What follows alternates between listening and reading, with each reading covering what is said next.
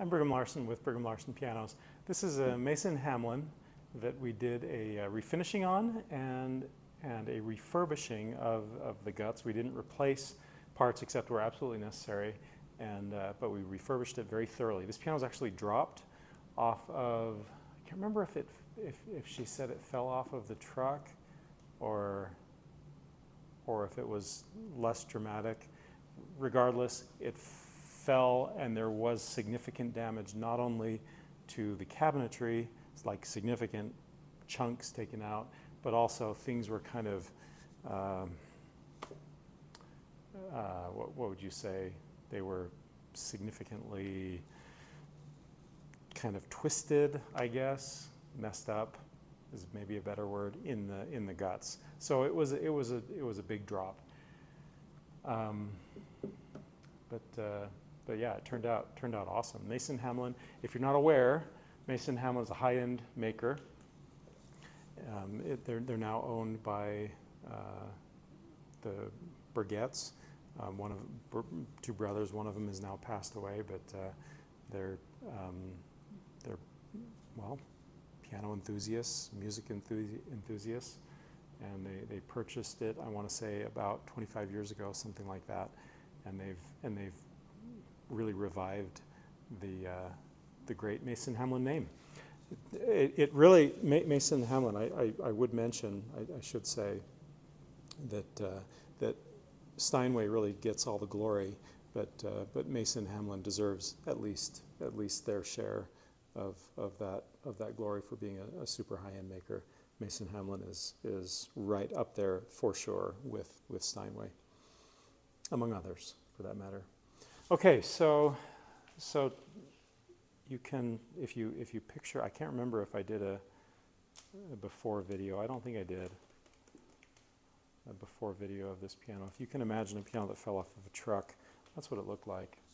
It was pretty bad, and now I think it looks gorgeous. And actually, right now, why don't we have a look at the refinishing room while we're talking about refinishing? You can hear the spraying going on right now. Let's see what he's up to. There he is. Spraying away. Guy's good. He knows what he's doing. As you can see, beautiful job. Reviving this piano. Okay, then on the guts, you know, I guess it would kind of be similar to when you get in an accident in a car, that like the entire frame is shifted, that everything is just kind of tweaked, and the piano, or the car rather, the car is never the same. You know, you can rebuild stuff, but I guess that was kind of the case here, but we were able to kind of piece it all back together and get it back to the point where it was, I think we got it back to excellent condition again.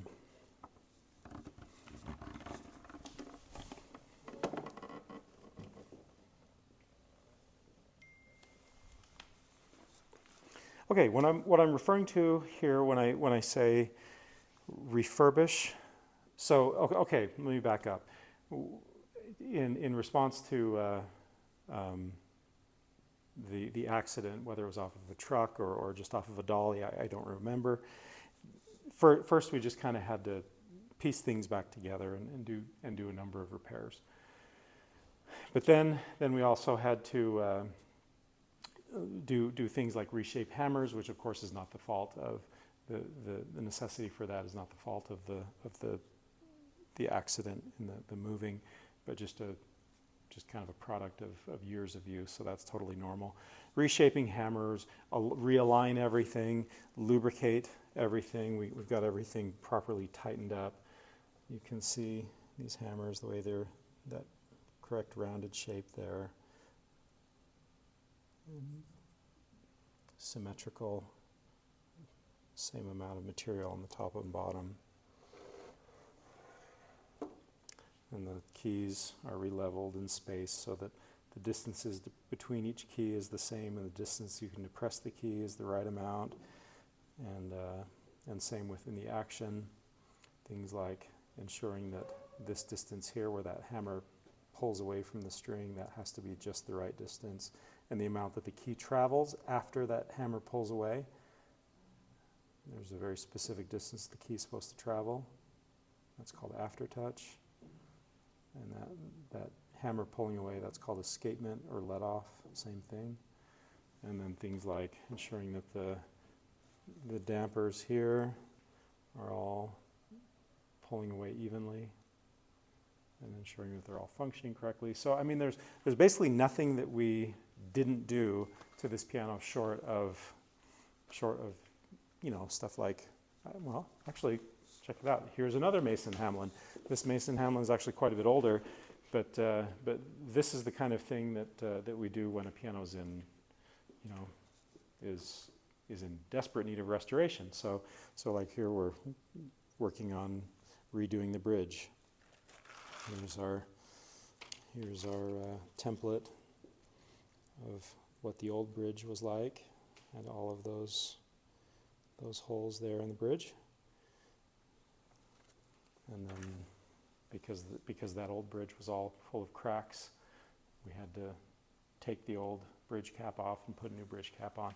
And then, of course, all new strings and repair the soundboard and all that kind of thing. That's an upright, by the way, on its back, if you weren't aware. So this piano did not require that. Not every piano requires that level of restoration. A lot of pianos like this, I don't recall the year. My guess is approximately 40 or 50 years old, something like that. At that point, it doesn't need to be completely restored in that way, but it does require all of this kind of servicing that I'm talking about, especially when it falls off a truck.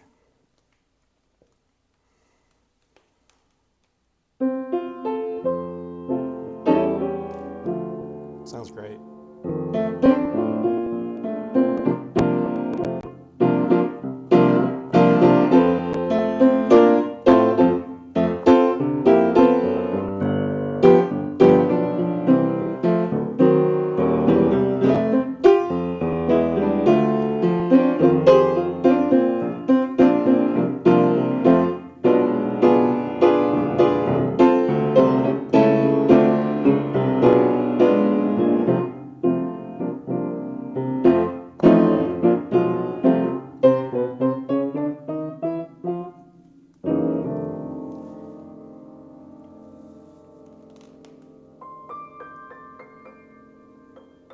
I think she's going to be really happy.